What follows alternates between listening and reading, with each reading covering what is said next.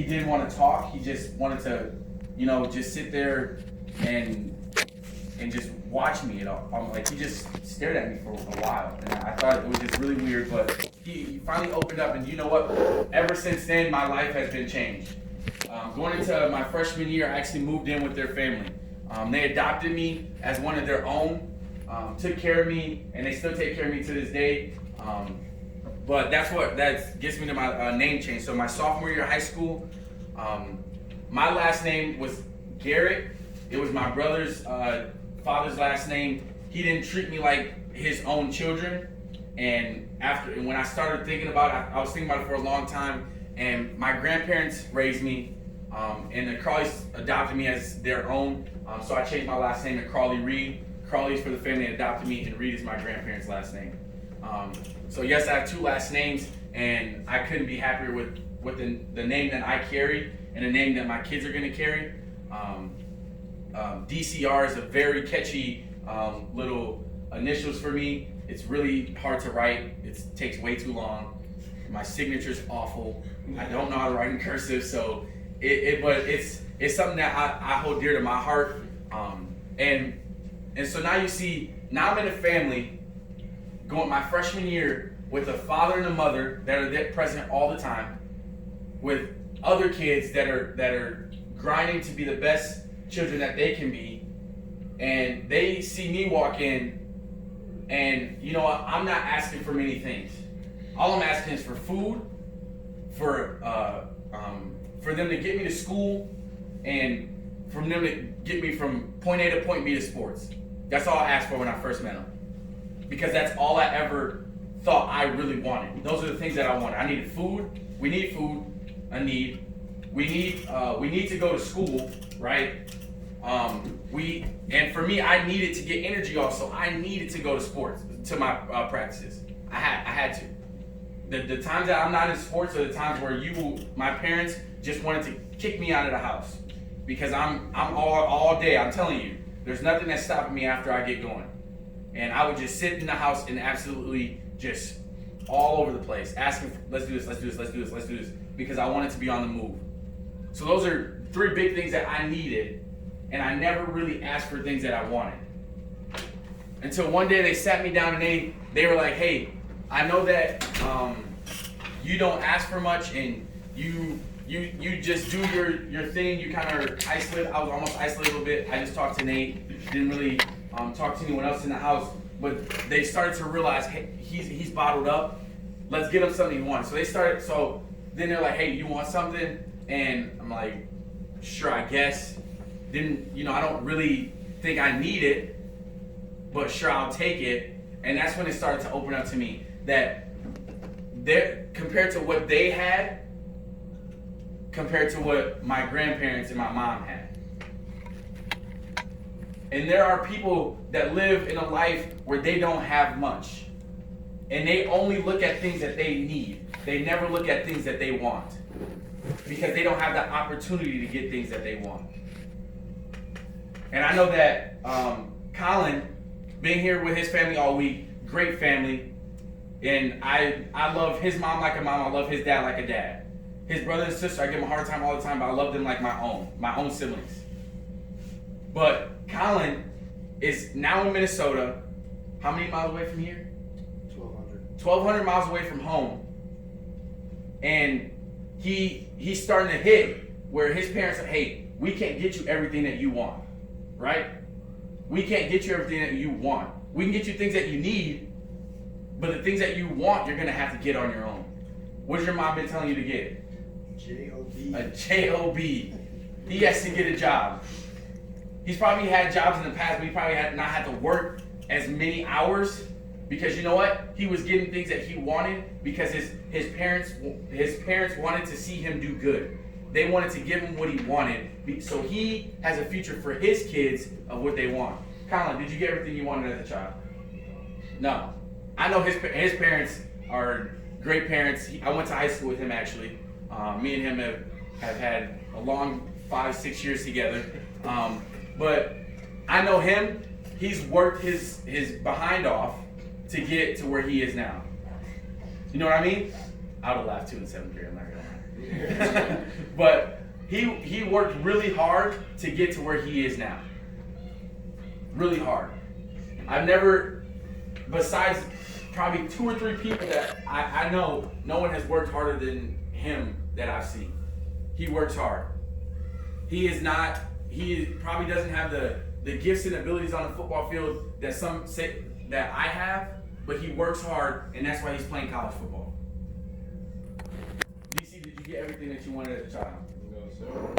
DC's from Aurora, Illinois, right outside of Chicago. You guys know where Chicago is? Big city. People in Chicago think that Chicago is a state. It's not a state, okay? It is a city.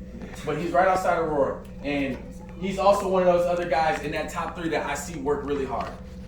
Every single day. All of us are freshmen in college. Those 3 were redshirt freshmen that watched football all year.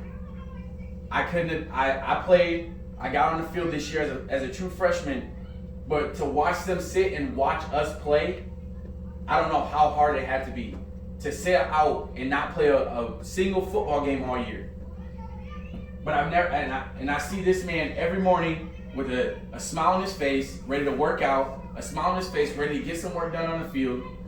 Even when he's late, he's mad at himself, but you know what? He's gonna execute at practice because he wants to be on the field. Am I right? Yes, sir. DC is a safety. Colin's a DN, and the other, they're both Colin. I think it's funny. And they're both my roommates, so imagine what I go through. Colin, they both look at me. And Colin's a kicker. Colin has another kicker coming back this next year. He's like a 7th-year senior. He's like 30. and he wants to be kick and punt. Knowing that Colin is coming in and he wants to kick. So what do you think that does to Colin? Competition makes him work harder, and what do you say? Motivation. And motivation. And I guarantee you, from what Colin did last year to when spring ball starts in a couple weeks, he's going to work a lot harder than he did. That he did in high school, than what he did in soccer. He's going to work hard because he wants that spot. This Colin in the middle, he's a defensive end. Let me tell you, I have a brother that is 6'5". Don't ask me where he came from. He is 6'5", 240. So he's about, stand up. He's about the ceiling. No, he's about that tall, and he looks like this. He doesn't put his arms down. His arms won't go down. He's a junior right now, going to be a senior next year. He's a 2-time All-American. He's a 2-time All-American, and in this past year as a defensive end, he was up for the Division II Heisman Trophy winner. Colin has to sit back and watch him, and now he has to compete with someone like that. How do you think he feels? Huh? Motivated? Anything else? How do you feel? Are you motivated? Yeah. I've never He seen. teaches me everything he knows. I've never seen someone go work with someone else so much. Whenever he has a question, he's gonna go ask my brother.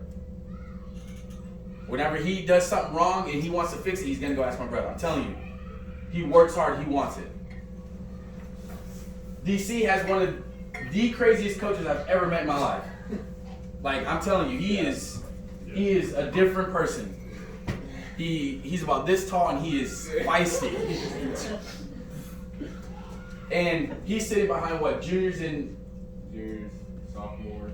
So the guys that played last year were sophomores and redshirt freshmen. So now he has guys that everyone from his position group is returning. What do you think that's going to do for him, knowing that he has to fight for a job with guys that have already been on the field? Motivates him. I'm telling you, everything in life that doesn't come easy for you should motivate you.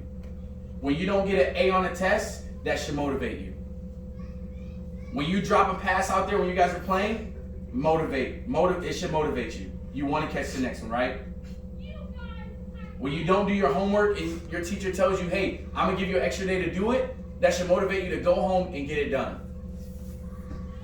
I'm going to tell you right here, I'm not a smart kid at all. I'm not. if I work my hardest, I could probably get a 3.2 at the best. I'm not that smart. With football and all that, it's hard to get work done, right? We're up at either 5:15 or 6:15 every single day. We got meetings during the day, we got classes, and then we gotta go to our room and try to get sleep in the smelliest place in the world. So it's not easy. But I'm telling you, while you're here, get a mentality of, everything is gonna motivate me to do better. When you see one of your friends down, motivate them about whatever's going on. I promise you. Because if you're the quiet one in the room, and you go say something to someone that you know is not having a good day, they're gonna look at you different, like, hey, I want to be friends with that person. If you're the one that, hey, I'm a troublemaker. I went through the times I was a troublemaker. I'm telling you, I have energy. I was a troublemaker. But when I would go up to one of the kids in my class and say, hey, are you doing okay? I've never seen bigger smiles than that on someone's face. Because this class is big enough, you should know everyone's name, you should know everyone's birthday, you should know how old they are, you should be friends with every single person in this class. You guys say I'm kidding, you should be friends with every single person in this class. And it sounds difficult because you have the ones that, hey, they're very talented and they don't want to get their work done as much. You have the ones that, I want to get all my work done and I'm talented. You have the ones, hey, I'm not so much gifted to go play out there with them, but I don't, and I see they don't want to do their homework, so do I want to do my homework? It's the popular kids, right? It still exists. There's popular kids, and then the ones that, hey, kind of get pushed off to the side. And when I started to realize in high school, there shouldn't be popular kids and kids that get pushed off to the sides. Because at the end of the day, wherever school you go to, you guys are gonna see each other and you're gonna say hi to each other. So why not be friends now? I'm not gonna see these guys in 20 years and just walk by and be like, no, I'm gonna say hi to them. In high school, our graduating class was 170, wasn't a big school at all. And I probably knew every kid's name in my class. Every kid's name in the junior class. We had 525. Every kid's name in the junior class, and 95% of the sophomores, and probably 50% of the freshmen. My senior year. And before that, I knew everyone's name in the junior senior class. Because at the end of the day, there's no I'm better than you and I'm better than you. It doesn't exist. Because there's someone out there that's fighting for the same thing that you want. Who wants to become a professional athlete in this room? Someone else is trying to become a professional athlete in the world. And you know what? They're working harder than you. Who wants to become a doctor? Who wants to become an engineer, a teacher? Anything that you guys want to do, someone's working harder. I'm a true freshman running back. We have a kid. He tore his ACL last year. He started his sophomore year. He's a great running back. Me coming into the season, I told coach, hey, I'll be honest with you, I'm in college for 4 years. You guys can redshirt me, you got me for 3, or you guys can get me on the field as much as possible, and you still got me for the 4 years. That's what I told him. I was being honest. I didn't want to sit out. I wanted to prove myself. I know those guys were working hard. So now I'm behind a running back that has experience. I'm behind another running back that has experience. And they're both faster than me. They're both probably stronger than me. I'm just out of high school. Barely lifted in my life. Both stronger. They know the playbook. What do you think that did for me? Let's say it together. Motivated. Motivated me. That every single snap that I got, I wanted to score a touchdown. My coach told me at the beginning of the year, hey, He told me go find a job on special teams because if you want to play, you might only get 7 carries the whole year. First game that I played, running back has to sit out, got into some trouble, scored my first college touchdown. Next game that I played, didn't play one single snap on offense. The next week, got to be motivated to get on the field. Got to get motivated so that I can play. The next week, one of our running backs, his cousin died. He had to go home. He wasn't at the game. Right now, I'm the number 2 back on the list. Either they're going to play me as some, or they're going to play as one running back the whole game. Early in the game, I get a touchdown. Later in the game, we're going on it's a big drive. We need a touchdown. He gets hurt. Guess who's next up? I am. We need a touchdown as a true freshman. I go on the field. My head's everywhere. When I'm telling you, I just got goosebumps talking. I got goosebumps. My stomach felt like it was still on the sideline. I was nervous. But I had to go prove to what I told the coach. Remember, I said, hey, I want to play because I can prove myself. Now I have to prove it right now. We finally get down the field, and I score the game-winning touchdown. One of the most fantastic feelings that I've had in my life. To go along with that, my brother gets the game-winning deflection. So now we got the brothers making the 2 game-winning plays, and now I think I proved everything that I need to prove to coach. Nope. Got another week of football. After that, I was the number 2 back the whole season, getting carries here and there. One of our running backs decided not to show up to our morning breakfast and meeting. My first college start. First possession, guess what I went down and did? Scored a touchdown. Because I told coach, I'm going to prove it, and if you don't think I can, you just motivated me that much more. Then we go down to Minot, North Dakota. 10-hour drive for us, and it is an hour away from Canada. It was the longest drive of my life, and I am like, why are we going here? This is pointless. It was nice weather. I was happy about that. But this story's going somewhere, don't worry. Back home, my mom's in the hospital. Got a throat infection. I barely know about it. I just know she went to the hospital. I'm praying for her. I know something's going on. On the way to that game, the day of the game, on the way to the game, is when I'm finding out, hey, your mom might not make it. Your mom is going through, has to have another surgery. She has the worst staph infection in her throat possible. Another barrier in front of me that I have to get through, and there's no way around it.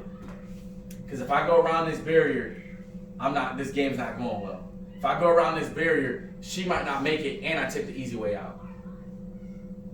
So I'm 10 hours away from Concordia, St. Paul, where I go to school, and I'm 7 hours away from home. 6 hours away from home. What am I going to do? I got to play the game. We're here. My pads are on. Before every game since 8th grade, I get on my one knee, and I say this every time. And it depends on what's going on in my life, but I say the same ending every single time. I say, Christ, this is for you. Grandpa, this one's for you. I'm going to make you proud, and I hope you're watching. And right there, in that moment, at that game, something in my brain clicked. That Christ has your back, and I felt my grandpa standing right next to me. Like, you got this. As a backup running back again, I was the only running back to score a touchdown. We lost to the worst team in the conference.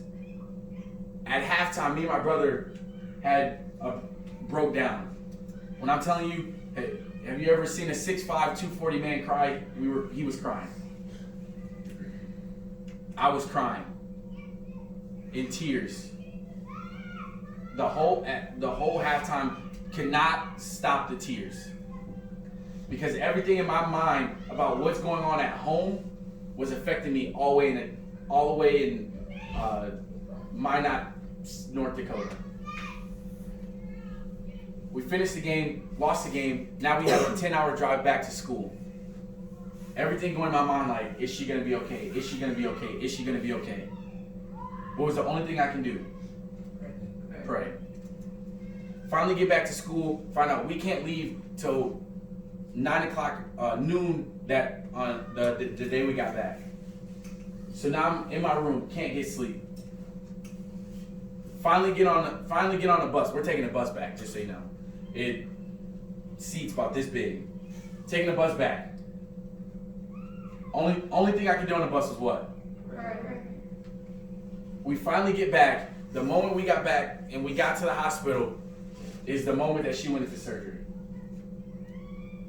Only thing I could do was what? My mom came out of that surgery okay. We saw her that day, and I have never seen something that just made me want to cry. Everything, her face was swollen, and it looked like she was hopeless. And all I could do was pray. My mom was a smoker and a drinker, big time. Ever since that surgery, she hasn't touched a cigarette or touched alcohol. And I couldn't have prayed any harder than I did. And Christ answered my prayer. So what I'm telling you guys today is, there's no I'm better than you, because you don't know what can happen in your life. Because I could have said, I don't want to talk to you freshmen because I'm on the football field and I'm making plays. Hey, by the way, I led the team in touchdowns and rushing yards as a freshman. I could have said I'm better than all of you, but I didn't want to. Because these guys right here are the reason that I can probably be a golden bear. That I can probably be happy that I had them next to me the whole time that my mom was in the hospital. Nothing ever is easy. Nothing. It was very hard for me. I'm no better than anyone of them over there. I'm no better than any of you. No better than the teachers. And I promise you that sometimes you're going to go through something and the person to your left and right, forward and behind, is going to be there for you. If you say one word, I promise you, whether you think that they don't want to talk to you, or whether you don't think that they deserve to talk to you, I promise you, they're there for you. Because like I said, this class is a class of, let me guess, 17? That was good. Class of 17, you should know everyone's name. You should know everyone's birthday. You should know everyone's age. You should get to know each other better than you know some of your own family, I promise you. Because I'm still friends. One of my best friends is from 5th grade. Guess what? I was on the popular side.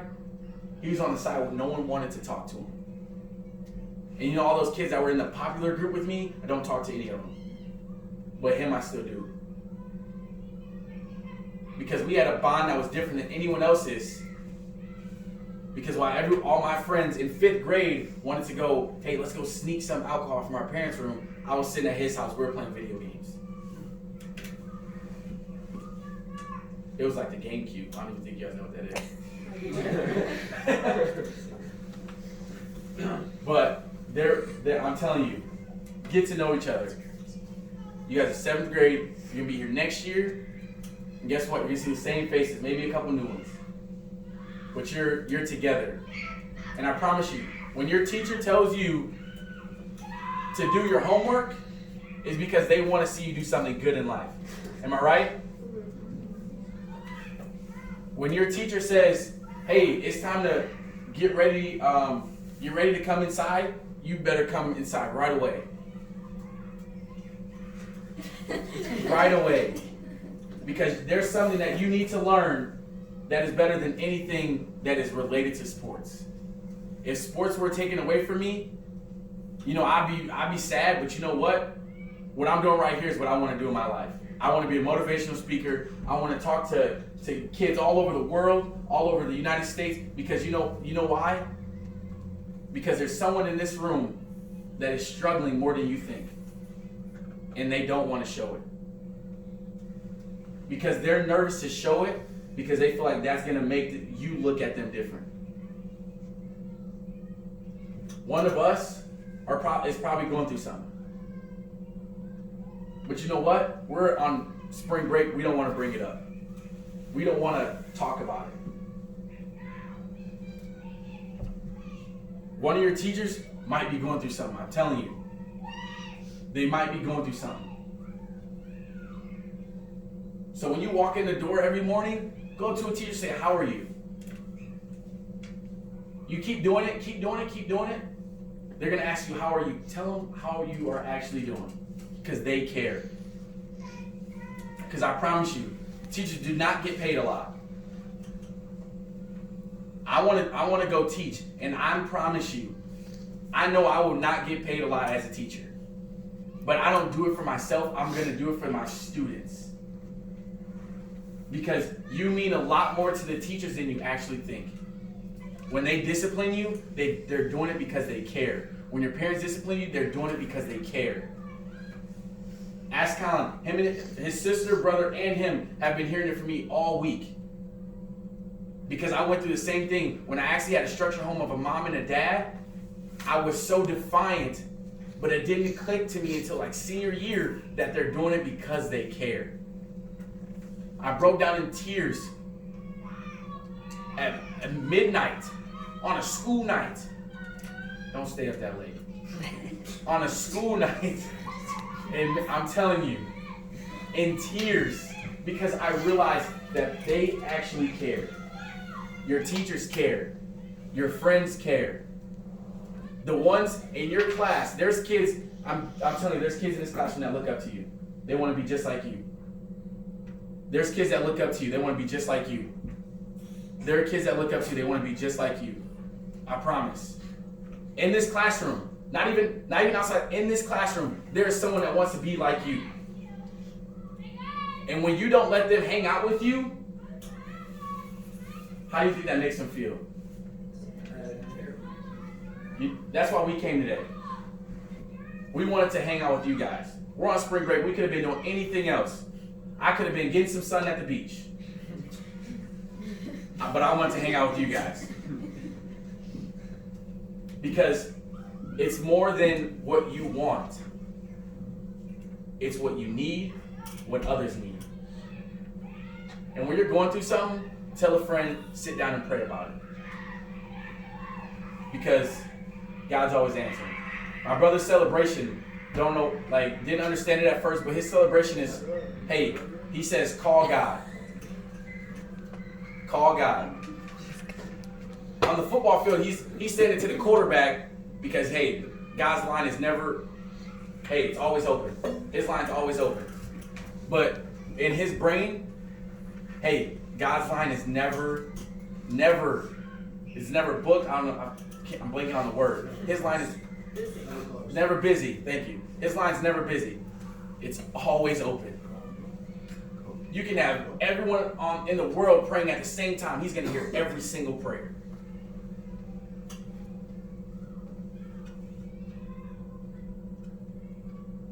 There's no, I'm here and he's here. You're all right here. You guys are all my friends now. You're saying, kidding, I'm serious. You're all my friends now. I'm sure I'm going to be back to come visit him because Florida is a lot warmer than Wisconsin. I'm going to be here all summer. I will leave her with my email, my number, whatever. And you guys can get in contact with me. If you need anything, you can call me, text me, whatever.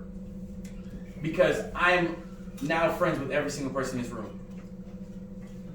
Remember, they care about you. She cares about him. She cares about him.